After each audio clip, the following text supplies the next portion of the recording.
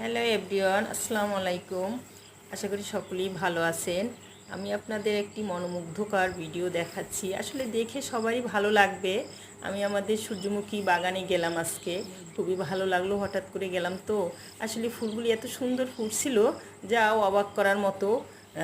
বাগানের আরও অনেক চাষ করা হয়েছে, পাশে ভুট্টার ক্ষেত আছে।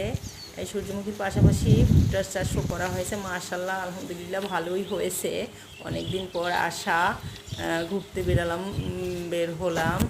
যাই হোক, আমরা আমাদের লিচের চারপাশ ঘুরে দেখাচ্ছি আপনাদের কি কি ফলের গাছ আছে, ওগুলি আপনারা দেখবেন। আসলে আমাদের এই লিচের চারপাশে অনেক আম গাছের চারা আছে, তাতে সুন্দর সুন্দর আম হয়েছে। বিশেষ করে কিছু কিছু আম খুবই মনোমুগ্ধকর সুন্দর, যা আপনারা দেখলে বলতেই পারবেন এই আমগুলি আসলে নাম কি। এই দেখেন, এই একটা আম, বিশেষ একটা আম গাছ আছে। আমগুলি আসলে এই আমটার নাম বেনানা, কলার মতোই ঠিক লম্বা, তাই এর নাম হয়েছে বেনানা।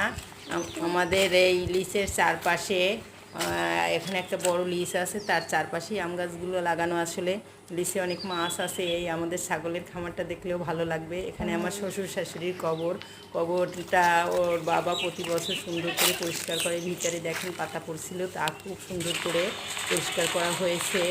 এই যে আমাদের রাস্তা।